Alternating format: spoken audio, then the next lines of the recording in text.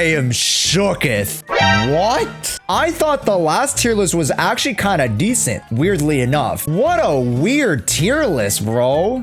Y'all have been clamoring. Y'all have been yapping. Last time, the Prydwen tier list changed a little bit because they added in the sub DPS category. How has it changed now? Interesting. I don't know about this one, man. A lot of people question what Prydwen cooks. I'm back on the question train. I'm back on that. I'm on. Every now and then we get to talk about quote controversial takes. Tier lists are an amazing conduit to which we can create these conversations.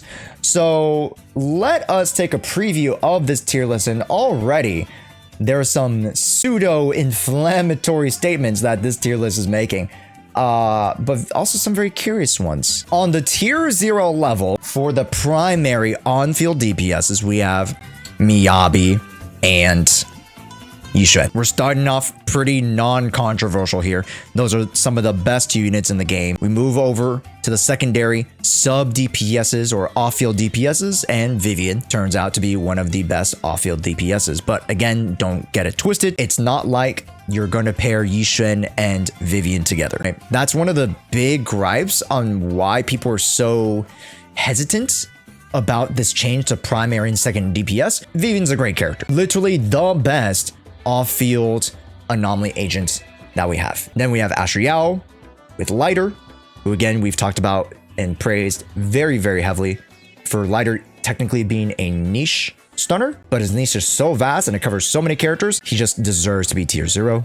And then, of course, Jshoea being the premier anomaly buffer. Makes sense to me because with the introduction of our two newest characters with Orphie and Seed, nothing really changes at the top end. So we go over to 0.5. We go to the 0.5 tier and nothing really changes here either. Next we have Hugo and on-field Yanagi for mono electric. That just makes sense. Off-field Yanagi 0.5. That also makes sense. With Jufufu, who is a great character, pairs with some of the best agents in the game right now, including Yishen, Evelyn, Ellen Jo, etc. Then we have Nicole, who I believe wasn't Sokaku in tier 1. They have acknowledged and finalizing her stance.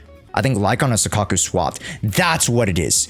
You're so right. It was Lycon in 0.5. And then now they've righted the ship because, again, Sokaku is the hold factor, is the anchor to mono ice. So I'm glad that they fixed that. When you swap out Lycon and Jshoea, the mainstays for that mono ice team are Miyabi, Sokaku. So it just makes sense, right?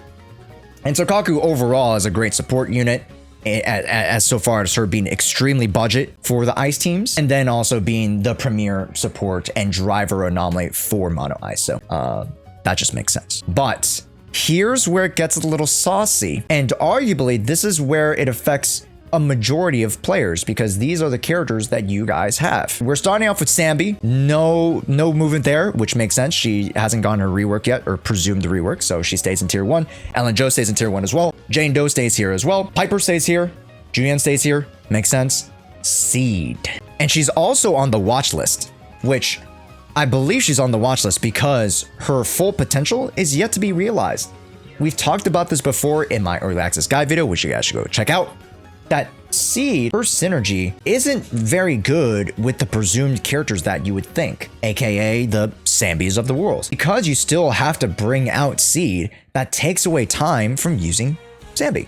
That takes away time from using Ellen Jo. So the synergy actually comes in with the more sub or burst attack units that includes the Harmosses of the world, which is quite awesome actually. I think it's quite strong. And thereby which helps to, you know, more enlighten you guys on how Seed and Orphie could actually work, as Orphie is actually the one to have the aftershocks, not presumably Seed. We thought both were going to have aftershocks. Unfortunately, that's not the case. If Seed had aftershocks, I think she'd be placed very, very differently. I'm a little bit sad about this. I think this is preemptive because if we see the fire come back in DA, she's going to be meta again. Then they'll be like, ah, man, we made a mistake. Just because we're not in a very fire-heavy meta right now doesn't mean that she's in tier 1. I think she's still quite relevant, and her application is very, very quick, such that you can provide or, you know, you can proc disorders. That's why the anomaly class is so strong. It's because they can play outside of their element. Even though you're resistant to fire, quote unquote,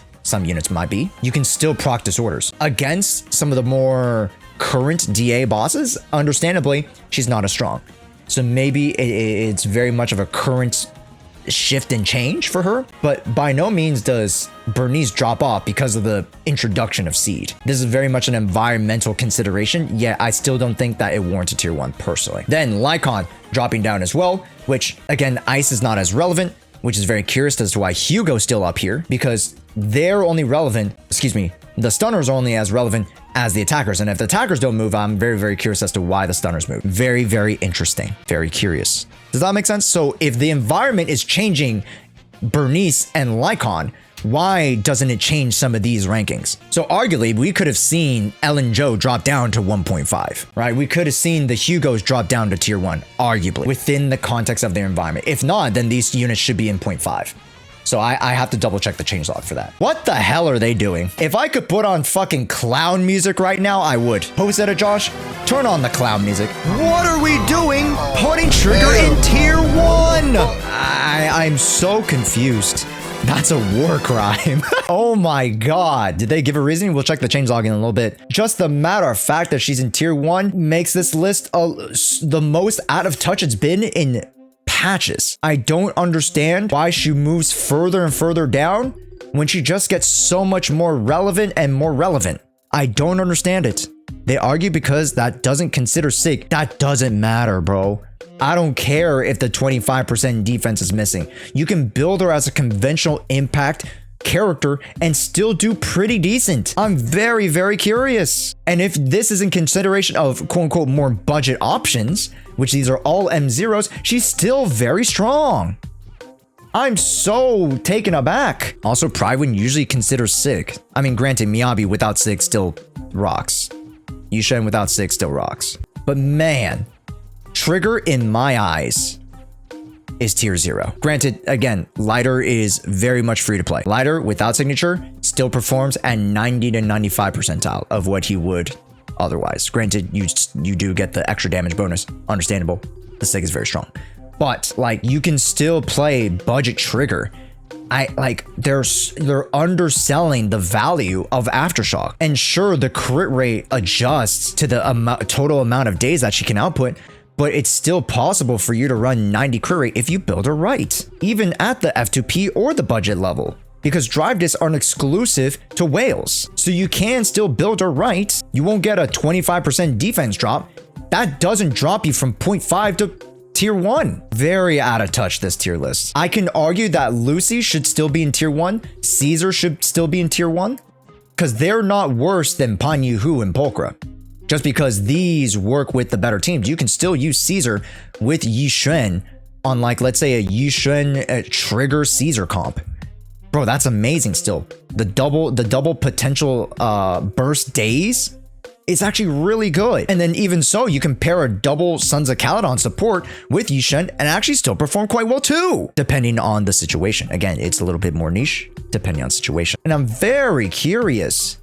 Funny enough, I could see a double Soldier, Seed, Caesar, and Caesar providing that burst days again, right? Because Seed and Soldier are going to be sharing the field, and that's what she kind of provides. Maybe not Lucy for that double electric comp, but I'm very curious. I have to see what they're cooking, because they do not belong in tier 1.5. Maybe Rena M0, Rena M1 jumps up to tier 1. These units do not belong in tier 3. I think they belong in tier 2. This list is vastly like skewing the range. Personally, they're stretching it out too much, because these units actually can compete within this tier. Let's check the changelog. Seed, added as a tier 1 and on watch list, is currently incomplete and lacks her dedicated partner Orphie.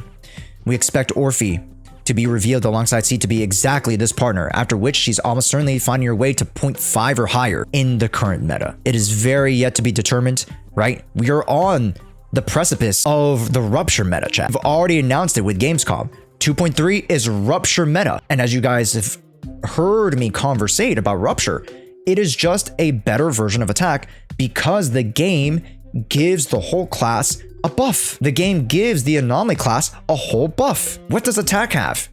Nothing. They have no innate buff like the 100% defense down, like anomalies and disorders. Attack has nothing given from the game innately, so the individual characters have to outperform. And of course, as you guys can tell throughout just over the overview of the game, attackers just perform worse than anomalies and rupture. Just is what it is, pound for pound. Arguably, again, you want to adjust your tier list for the now, but this is a very, very minuscule point in time in the lifespan of Zenless Zone Zero where attackers are slightly more favored. Very, very confused. Like, we're literally getting 3 weeks of preferential treatment for Soldier, and then both of them get doom posted because we'll get Lucia, because we'll get Manato, and then of course Yidhari, who's the premium ice rupture. So ice, ether are back in the meta again.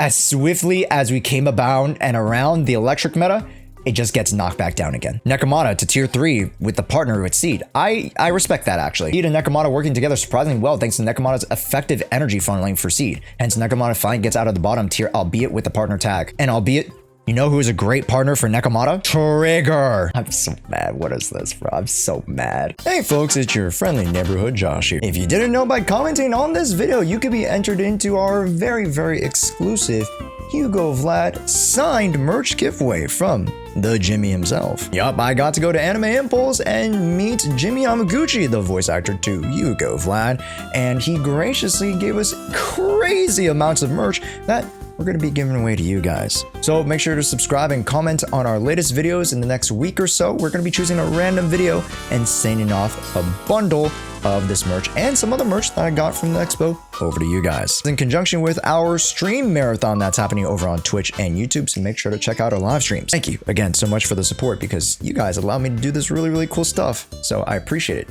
Now back to the video. This tier list sucks, bro. Holy. Bernice to tier 1. While Bernice is the weakest secondary DPS, she has remarkable performance in several teams even to this day. The only reason why she's bumped down is because she has been outclassed in teams by Vivian, and the teams where Yanagi's rate as a secondary also display significant higher performance, so we drop Bernice down a tier to reflect this. You know what? If you're just trying to define who is better in performance out of these 3 relative, it makes sense because Bernice isn't equal to Yanagi. Yanagi does outperform, especially in this meta, whether it be on field or off field, she does outperform. But overall, in the grand scheme of the ecosystem of the game, it doesn't warrant the bump down. So in that sense, I understand it from Prydwen's perspective, but I hate that reasoning. Lycon is in a similar position to Bernice, why he's bumped down not due to the lack of his own strength, but because he got outclassed by Jshoea in the best mono ice team, which is why he was being held up in 0.5 tier. While Lycon is still one of the best 2 stunners for Hugo, his best case has become less relevant with the release of Jshoea. This is gonna gaslight me, bro. Trigger could still be argued to have 0.5 level performance provided she had signature, thanks to the remarkable potential in net as a general buffer, stunner, and defense shred applier. So you're telling me that R5 steamed oven is not 0.5? That's horseshit. Trigger is bad if you sandbag her, no shit. Trigger is bad if you prevent her from having the stuff that make her work. And these units are better when you have the stuff that you put on them. Like, what the fuck are we talking about? It is holistically perspective, and the narrative is just incorrect. She belongs in 0.5 or tier 0 to me. Arguably, I understand I shield Trigger too much, so 0.5 is fine for me. But if I had my way, she's tier 0. She's a top 5 unit in the game for me. I'll say it time and time again. Lucy, while Lucy still has great flexibility, her buffs have gotten outclassed of all of her characters in the tier above her. She isn't performing as well as she is hence we have dropped her down a tier. But she was already in the tier with these similar units. So how does that make sense? Because the only character that changed in the buffer position would have been Seed. She was here in the position with all of the Yuzahas and the Asher Yaos and the Lighters and the Jufufus and the Nicoles. So the only thing that would have prospectively changed to relatively push her down, not necessarily the environment. And again, a lot of these they're saying is environmental changes, and it's just not. It would have been the introduction of Seed, because she still can actually perform quite well within the environment of the electric meta. Very curious. I am baffled. And then Caesar, similar to Lucy, Caesar's shield and ability to provide interruption resistance are definitely great. Her main issue that her attack buff only applies a single agent at once. Unfortunately, we've entered a meta where the multiple agents constitute to single damage. So you're telling me in the meta by which you altered other characters for being in the attacker meta, you're pushing down Caesar because of her relative use cases for anomaly, where you take a look at characters like Seed and she only provides buffs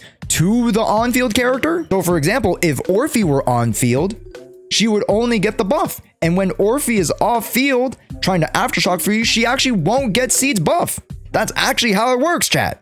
I am so confused. Hate Caesar. I wish she got a rework. You know, they just need to change her. But the reason you're pushing these units down just doesn't make any sense. Does that not make any sense, chat? It doesn't make any sense. We're in the very, very minuscule attack meta that you're constructing this tier list for, and why you're pushing down these characters. Does it not make sense to actually keep her there because she's actually relevant with the Sambys of the world? She actually can be used with Sanby and Seed. It's just so out of touch with how they use the characters. I need to talk to whoever's at Prydwen because they clearly don't know how Seed works or how Seed's entry into the ecosystem alters these units' relative perceived strength. It's ridiculous, and arguably I would even put Haramasa at a watch list on tier 1 because of Seed. I actually think Haramasa and Seed actually work really well together. And this tier list just does not reflect Seed's actual potential. And again, arguably, this is again without Orphie. Trigger can only arguably be tier 0.5 with her Sig, but she works in some of the best teams. Trigger will work with Jshoea. Trigger will work with Hypercarry Miyabi. Trigger works with Hypercarry Atlas. Trigger works on Mono Electric Yanagi to be one of the top 5 best performing teams. This is a bunch of horse crap. Every movement they've made in this tier list, horseshit. You use an argument for one character and then you leave it out for another character. And then the whole argument of whatever you used here just doesn't make sense for here. Last thing I gotta check. Seed review. Plenty of invincibility frames and free dodge mechanics. Yeah, arguably. Yeah, that's one of her big pros. I would say it's very hard to interrupt her. A lot of her attacks are very heavy. Introduces a new team archetype of dual attack class DPS. Sure. Makes niche characters more usable than ever before, like Nekomata and Billy. Sure. But you know who also did that? Trigger. And you bumped her down a tier. Goofy.